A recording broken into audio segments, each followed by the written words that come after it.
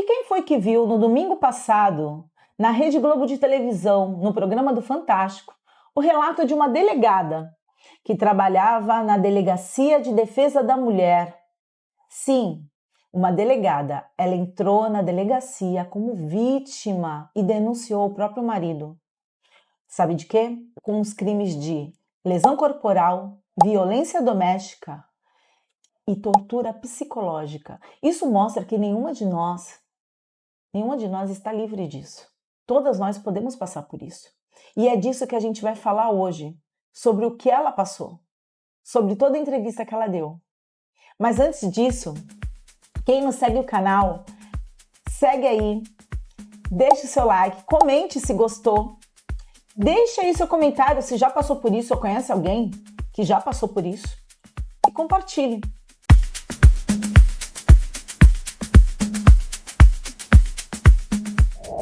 Voltando ao assunto, ela casou num castelo de contos de fadas. Sim, ela conheceu, como todas nós, conheceu o homem da vida dela, foi isso que ela achou que tinha conhecido, né? O homem da vida dela, que proporcionou para ela um casamento de contos de fada, com tudo do bom e do melhor.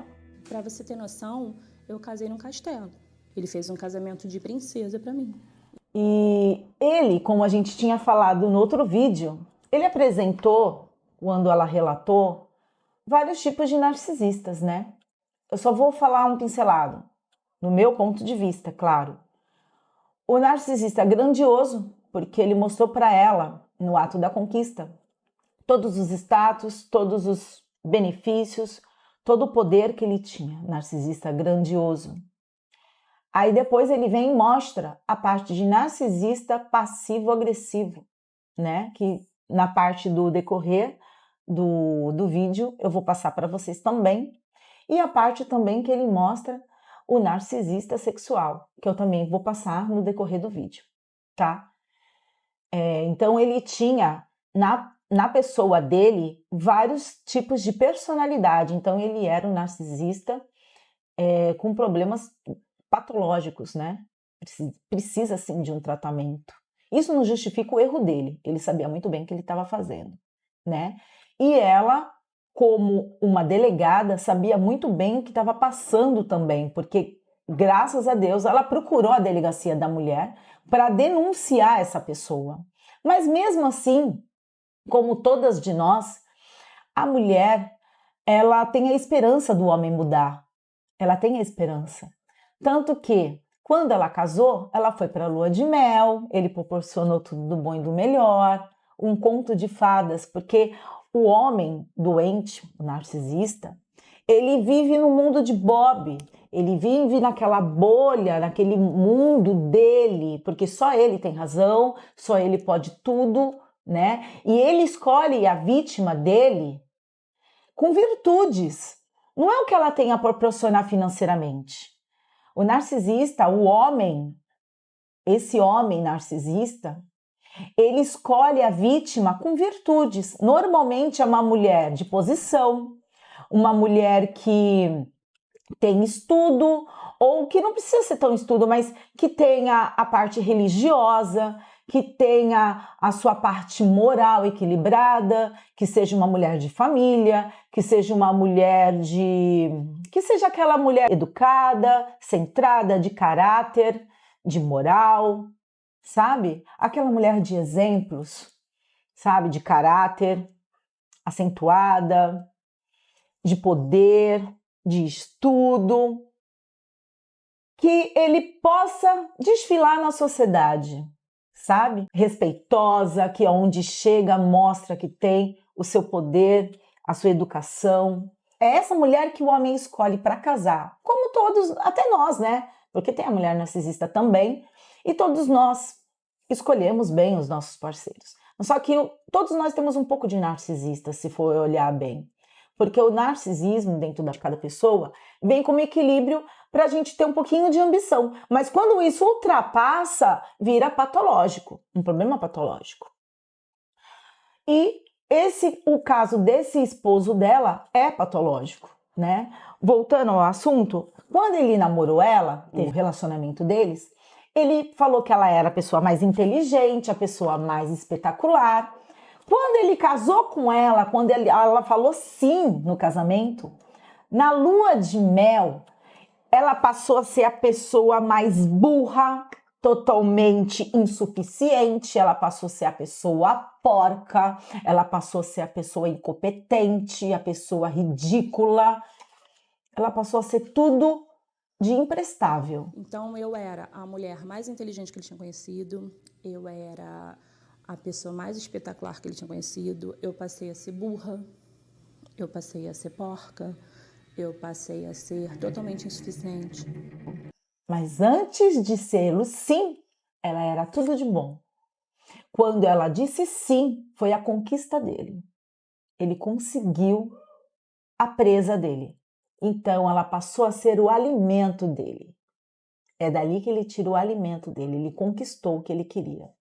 Então, para ele, quanto mais humilhar, quanto mais rebaixar, quanto mais ridicularizar ela e quanto mais vê-la abaixo dele, melhor ele se sente.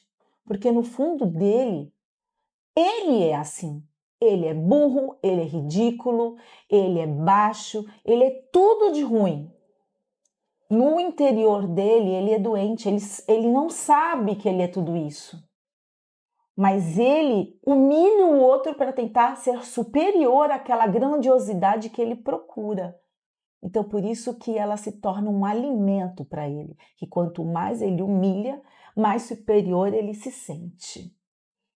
É quando ele passa a ser o narcisista passivo-agressivo, que é quando ele passa a humilhar, passa a fazer piadinha entre os amigos, a colocar apelidinhos que insulta a parceira, passa a fazer brincadeiras sem graças. Ai, o que aconteceu com o seu cabelo? Nossa, o teu cabelo hoje tá todo arrepiado, tomou um choque eletrizado? Como tem muitos homens que ridicularizam as suas mulheres. O que aconteceu com esse batom? Esse batom hoje tá horrível. O que aconteceu com essa maquiagem? Nossa, tá ridícula. O que aconteceu com essa roupa? Por que você colocou roupa preta? Tá na escuridão? Sempre querendo humilhar, sempre querendo ridicularizar. Quanto mais humilhar, mais feliz ele fica. Quanto mais a vítima se abaixa, maior ele fica. É isso que a mulher tem que acordar. É isso que a mulher tem que ver. Que o homem se sente superior quando ela se sente inferior. Ela foi agredida, estuprada, psicologicamente torturada. Foi isso que aconteceu com ela. E mesmo assim, com certeza, no meu ponto de vista, ela pensou, como todas as mulheres pensam, como até eu já passei por isso também. Eu não tô livre disso não, eu já passei por isso, tá? Ela deve ter pensado, não, isso aconteceu porque eu acho que ele estava num dia estafado, um dia cansado, a mente está fadigada. Ele não fez isso porque ele quis, não é possível. Não, quando eu conheci ele, ele era amável, ele era uma pessoa sensacional. Ele não fez isso. Amanhã ele vai estar melhor, amanhã ele vai ser uma outra pessoa. Hoje ele não era ele, amanhã vai ser uma outra pessoa. Eu tô na minha lua de mel, imagina. Isso não aconteceu. Amanhã a gente vai acordar e ele vai ser de novo o homem que eu conheci. E o pesadelo vai continuar. E ela ainda disse: o tempo passou e aquilo continuou, e ela com esperança, né, que ela pensava que aquilo ia melhorar e não melhorou. O ciúme ficou possessivo. Ele ligava a localização em tempo real do celular dela, porque ele achava que ela estava na bagunça, na balada, aprontando com ele. E ela estava o quê? Trabalhando na delegacia da mulher, que é onde ela trabalhava em Volta Redonda. E ele ficava perseguindo ela, seguindo ela. Onde você tá? Por que você tá demorando? E era uma tortura psicológica. Sempre. Principalmente quando eu tirava plantão, eu tinha que ficar com a localização em tempo real ligada, porque ele dizia que eu não estava trabalhando, que eu estava na rua aprontando e eu trabalhando. Eu tinha que falar para ele todos os meus passos. No meu ponto de vista, a mulher demora para procurar ajuda também nessa parte, né? Porque a gente pensa que o homem vai melhorar, pensa que o homem vai mudar, porque a gente conhece, como todo começo é flores, a gente pensa que ele vai nos amar do mesmo jeitinho que a gente conheceu, que vai trazer flores, que vai nos conquistar daquela maneira doce, né? Que vai ser aquele príncipe que a gente viu na primeira vez, no primeiro olhar. E com o tempo ele se tornou agressivo, e com o tempo ele se tornou torturante, e a gente acha que ele vai voltar a ser aquela pessoa porque a gente acredita no amor. A gente tem esse hormônio do amor, a gente libera esse hormônio do amor. Por isso que a mulher demora um pouco também para acreditar que isso, sabe, não é possível acontecer com aquela pessoa que é doente patológico, sabe? Por isso que a mulher às vezes pode demorar para acreditar. Sabe qual é o problema da mulher? Sabe qual é o problema da gente? Assim, pensando bem, pensando no meu ponto de vista, né? A mulher, ela tem um hormônio chamado, quando a mulher chega ao orgasmo, ela tem um hormônio chamado ocitocina, que é o mesmo hormônio de quando a gente gera um bebê. É o mesmo hormônio de quando a gente amamenta, tá? Hormônio ocitocina. Quando a mulher chega ao orgasmo, a gente libera esse hormônio. Quando a mulher chega ao orgasmo, normalmente a mulher quer um abraço, a mulher quer ficar abraçada, a mulher sente o amor. O homem, quando chega ao orgasmo, ele libera dopamina, que é o mesmo hormônio de quando a gente come chocolate, de quando a gente vai para a academia, né? É o hormônio do prazer, né? Da satisfação, da alegria. Não é o mesmo hormônio que o homem libera. A mulher já libera o hormônio do amor, o homem já libera o hormônio da alegria, né? Não radicalizando, gente. Não estou dizendo que o homem não ama. O homem sabe amar. Mas quando se torna um problema patológico, aí se torna uma outra visão, né? Se torna um problema patológico. Então ele se preocupa mais com ele. A situação se torna um problema psiquiátrico. Precisa de um tratamento. Aí é outra conversa. Teve um caso no relacionamento dela que ela relata, né, no programa do Fantástico, que ele bateu nela, deu um tapa nela, né? E o filho estava na sala e ele começou a discutir, bateu nela. Mesmo assim, ela pensou que o filho não tinha visto, né? Aí ela disfarçou. Aí nisso, numa outra ocasião, ela foi tentar disfarçar, porque o filho estava jogando videogame, e aí ela chegou perto do filho, o filho falou: Mãe, eu vi ele te batendo. Uma vez ele me bateu na frente do meu filho, me deu um tapa no rosto. E o meu filho estava com a cabeça baixada, jogando no celular, e eu falei, graças a Deus, ele não viu. Só que depois o meu filho falou para mim, eu vi que ele te bateu. E isso ela viu que já estava começando a afetar os filhos dela, já estava afetando os filhos, os nossos filhos, né? Afetou nossos filhos, aí já está mexendo num ponto, já estava afetando. Ela já viu, ela já estava passando a enxergar, já estava começando a ver que o negócio estava passando dos limites. Ela relata que ele fazia ela pegar o cinturão. Falava, vai lá buscar o cinturão. Aí ela pegava o cinto, ele pegava o cinto e dava nas nádegas dela, nas pernas dela. E fazia ela contar cada lapada que ele dava nela, em voz alta. E ela contava, porque se ele não contava, ele agredia mais ela. Ela contou na delegacia que era obrigada a buscar o cinto e contar em voz alta o número dos golpes que sofria. E que Eduardo mandava ela ir com ele à piscina do prédio em que moravam para que as pessoas pudessem ver as marcas do que ele chamava de, entre aspas, correção. Segundo ela, Eduardo alegava que isso era uma fantasia sexual dele e que tais fatos eram, entre aspas, nosso segredinho. E ele achava graça, ele gostava, e ela contava. E depois que acabava aquela tortura, como eles moravam num condomínio, ele iam para a piscina e falava para ela, põe um biquíni, vamos desfilar. Ela pedia para não fazer isso. Ele, shh, é nosso segredinho. Ela disse que era o fetiche dele. E ela fazia isso para agradar. Ela não enxergava, no começo, ela não enxergava isso como uma coisa assim, doentia dele. Mas ela pensava que um dia isso iria acabar, porque ela acreditava no amor. Ela não sabia como acabar com isso. Ela tinha vergonha, ela tinha medo, ela não sabia explicar.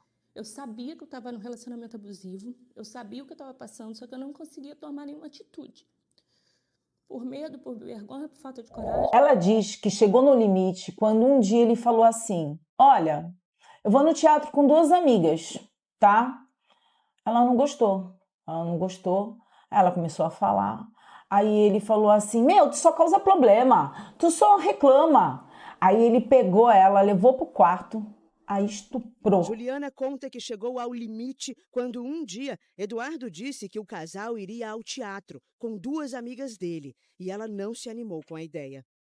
E aí ele, porque você só causa problema e tal. E aí ele me levou pro nosso quarto e ali ele me estuprou. Né? Ele fez sexo comigo contra a minha vontade. E eu chorei muito e eu pedi para ele parar. E óbvio que ele não parou. Quando terminou, ele virou para mim e falou, e agora você vai tomar o seu banho porque o teatro é 4 horas da tarde. Foi a primeira vez que ele te estuprou? Não, não foi a primeira vez. Eu passo por isso desde 2021. Manteve relações sexuais com ela sem a vontade dela. A estuprou à força. E ela pedia para ele parar. E ele achava graça. E ela gritava e chorava, falando para ele parar. E ele achava graça e ria. E continuava mantendo relações sexuais com ela. E mantinha a relação. E quando chegou no final, que parou, ele falou, levanta. E vai tomar teu banho. Vai tomar teu banho porque o teatro é às 4 horas da tarde. Vai pra gente não se atrasar. Aí, 3 dias depois, ela se viu como vítima, entrando numa delegacia da mulher